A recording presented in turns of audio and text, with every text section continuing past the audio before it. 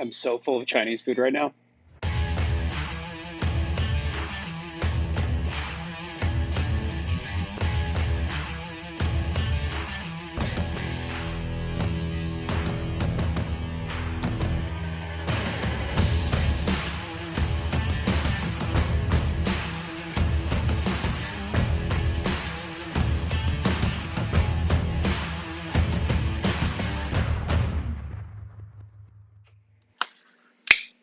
What's up, YouTube?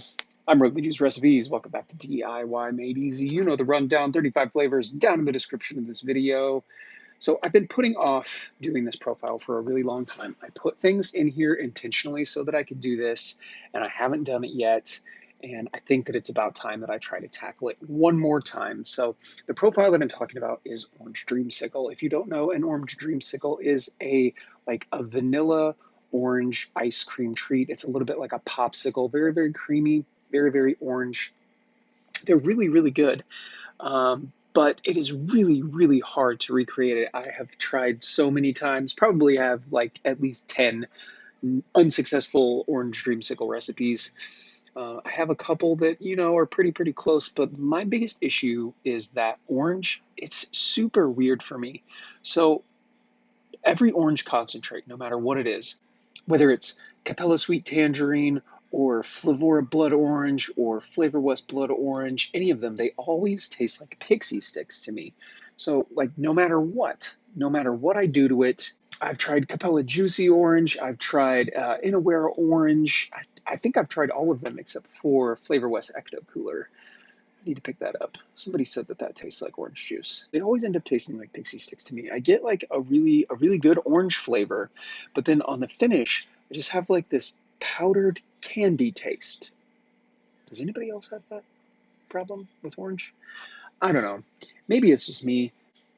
I thought initially when I first started trying to tackle this recipe that if I just threw a whole bunch of cream and vanilla at orange, that I wouldn't have that anymore. But it seems like no matter what I try, I always end up with that orange flavor or that pixie stick flavor. It's not that it's unpleasant. It's just that, when I'm trying to make a creamy frozen vanilla orange ice cream treat, that doesn't really work. If I wanted to make orange pixie sticks, hey man, I could do it really, really easy.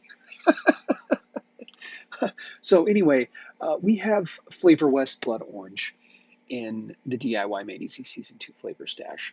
And Flavor West Blood Orange is a really, really good blood orange. It's bright, it's tart, it's sour, it's a little bit bitter. It's a very, very good blood orange. But on the finish, I get that powdered candy taste. So that is the only actual orange flavor that's in the Season 2 flavor stash. We have lots of other citruses, though. We have Vape Train Persian Lime. We have Flavor Express Lemon. We even have, Vape Train Fizzy Sherbet. But I don't want to add lime, I don't want to add lemon, and I don't want to add Fizzy Sherbet. We have lots of really good options for vanilla. We've got Liquid Barn Vanilla Ice Cream, which is most certainly going to go in here. We have Flavora Vanilla Pudding. We've got TFA Vanilla Swirl. Legendary vanilla flavors. We have all of the makings of a really, really good vanilla ice cream base. The problem is the orange. Something that I've never talked about on DIY Made Easy is batching.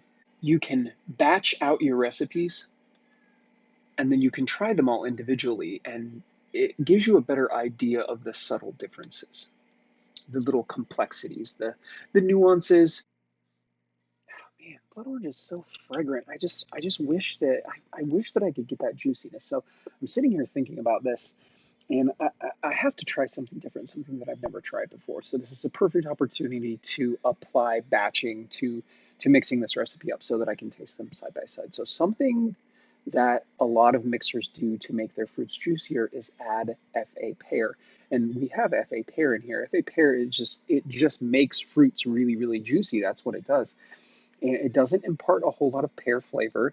There is some like subtle sweetness in there, a really mild kind of pear note. But I think maybe if we use FA Pear, it might make blood orange a little bit juicier, and maybe I can push that blood orange just a little bit farther than I normally would. So we're going to try that out. We're going to try to mix a batch that has FA Pear, and then we're going to mix another batch of this recipe that does not have FA Pear. And I'm going to try them side by side, and we're going to see if the FA Pear does what I want it to in this recipe with barn vanilla ice cream, which we are going to use in here at 5%. So 5% liquid barn vanilla ice cream. 2%? Is that still too high? Let's go 1.5. Let's go, no, 2%. If it's too buttery, we can take it down a little bit. So 5% liquid barn vanilla ice cream, 2% flavor vanilla pudding, and then the blood orange. So I have always been afraid to push it up really high, and then I run into fading. So that's what we're going to do. 3%, 3% blood orange. We're going to make 2 bottles, right? One bottle is going to have 2% of FA Pear in it. The other bottle is not going to have 2% FA Pear in it. And then I'm going to try them both out, and I'm going to see what I think. I'm going to see if I can get rid of that candy note a little bit, or at least make it a more convincing orange. It smells so good every time I'm mixing it up, and I get really, really excited about it. I think that's just liquid barn vanilla ice cream. Liquid barn vanilla ice cream smells so good. Guys, wouldn't it suck if I forgot which one I put the pear in? I totally have no idea which one of these bottles I put the pear in. Okay, so pro tip, when you're batching, label the bottle before you put the liquid. I think that I put the pear in this one, but I'm not 1,000% sure. I'm like looking for some small difference in color, or like, oh, this one clearly has 0.2% more liquid in it. I don't know. I'm just gonna try this one out.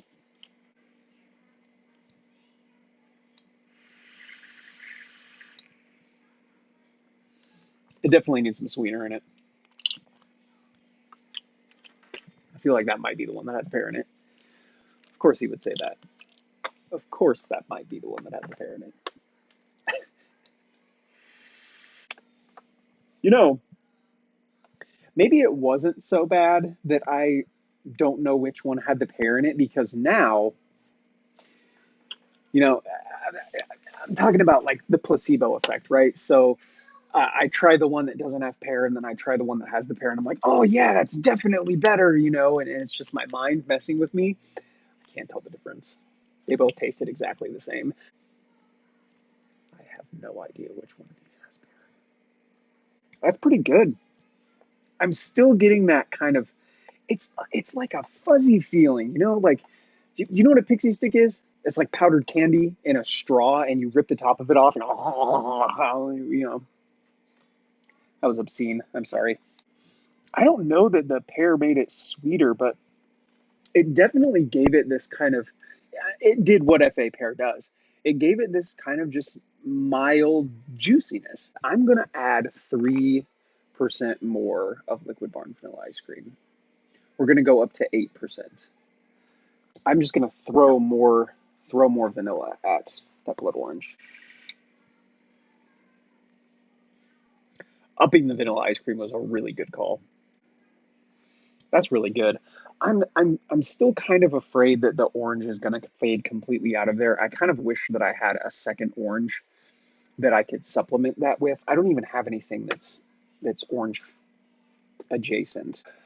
I want to try pushing the pear a little bit more. See if I can get more of that mild sweetness. So we're going to go up 1%. We're going to go to 3% of flavor art pear.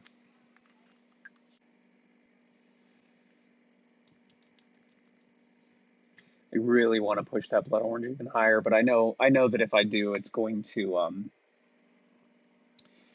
break it and turn it into a vanilla pixie stick.